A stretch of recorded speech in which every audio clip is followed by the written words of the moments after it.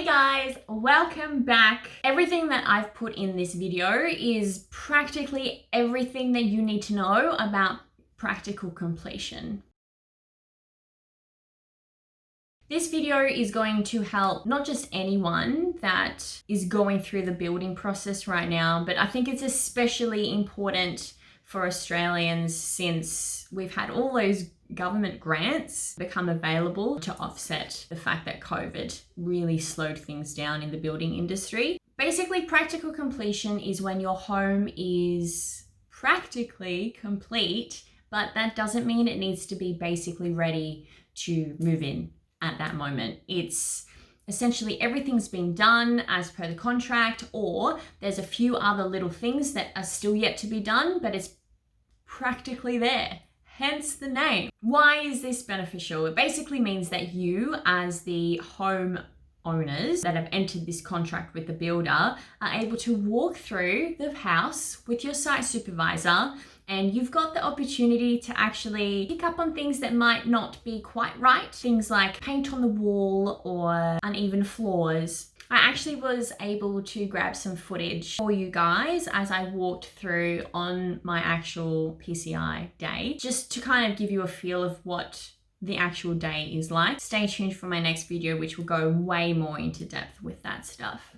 Cue footage. We are at the house, just going around and putting little pieces of tape on everything that is a bit of a defect, has any dents or scratches in the paint.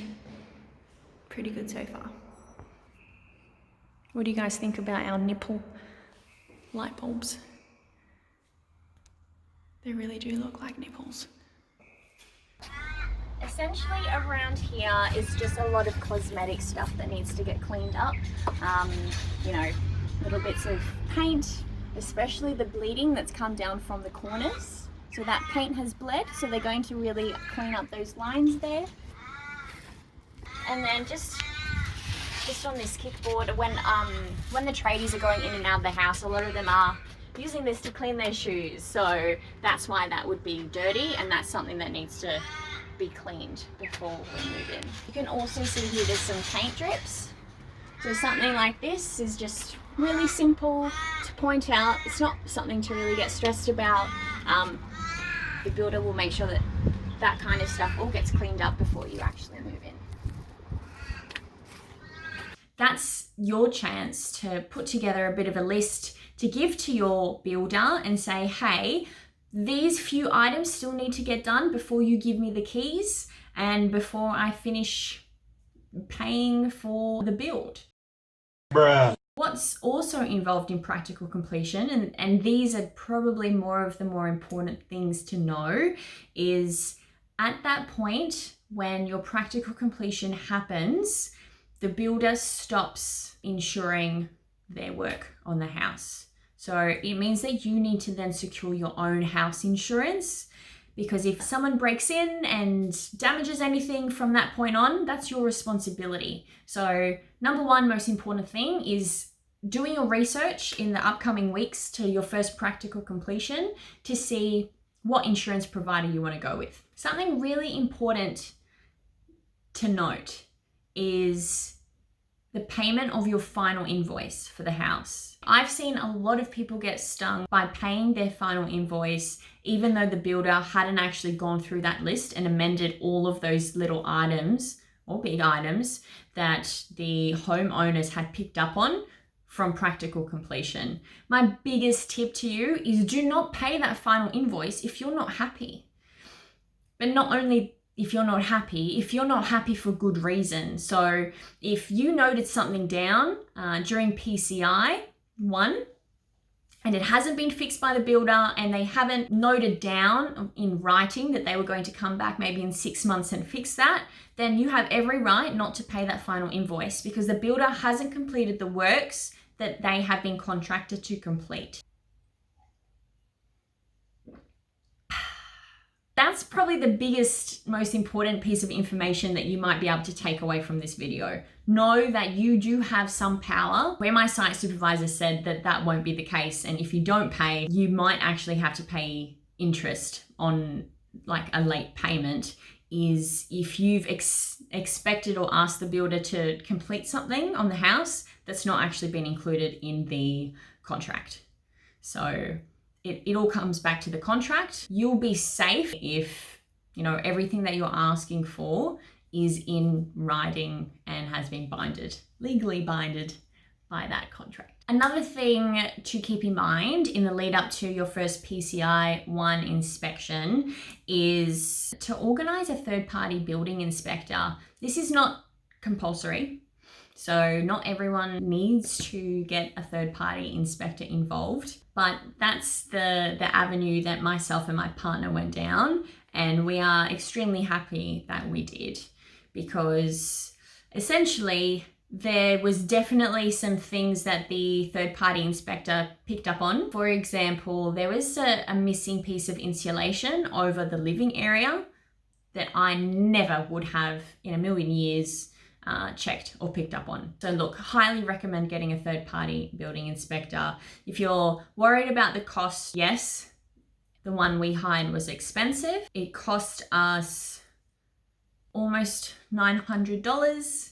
He spent 3 hours going through the home, and then he would have spent a few hours putting the report together, and he did that so quickly. Literally, the process is he comes with us to the PCI, he goes through the home and we go through the home, but he goes and he does his own thing completely separate to us, and then essentially he sends me an email with a full report. This report is about 40 pages long, and what I'll actually do in another video, I'll take you through that report, and I'll take you through my own checklist that I created for every single room in the house for all the things that you need to look at, because that deserves its own video in itself. And I've done a lot of research. It's been really hard to find something that's so comprehensive, and now that I've been through the process myself and I know what's needed, I'll be able to share that information with you all. What I did want to share with you today though is, I guess, very top level, what you actually need to be thinking, or what needs to be top of mind when you are walking through your house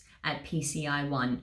So I've come up with a bit of an acronym. It's PAF. What that stands for is placement, aesthetic, and function. In every room, every element you need to look at from that perspective of PAF. So for example, let's take windows as one of the elements that you have in most rooms of the house. You're going to look at the placement of that window and make sure it matches what's been put into the contract. Is it exactly where you wanted it to be? Is it as big as you wanted it to be? These things my partner and I looked at way before PCI 1. So we were letting our builder know, our site supervisor know if we saw anything a bit off or a bit dodgy with the sizes of things or the placement of things. So hopefully you're also doing the same, and you're on site quite often and you're noticing those things so they can get fixed way earlier on in the piece. If not, just in case, you're checking the placement of the window. Then A, aesthetic. You're looking at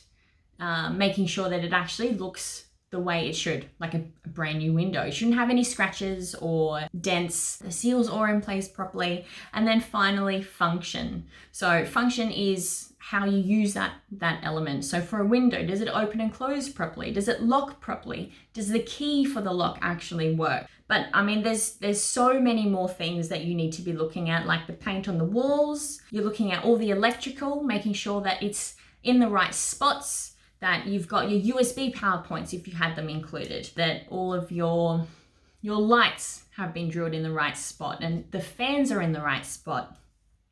You're looking at your plumbing as well. So your taps, and do they turn on and off properly? Does the sink fill up and drain properly without leaking? Oh, I've been talking for a really long time, guys. There is so much to look at, and that's why this checklist that I'm putting together is going to be such a help for you, for anyone that's going through this process. Really, at the end of the day, there is just a lot to keep in mind at PCI 1. If you're not already subscribed, please subscribe and hit that bell icon so that you get notified when I make my next video, which will be so much more in depth about what to look for and what to take with you as well to your first PCI meeting. I need some coffee.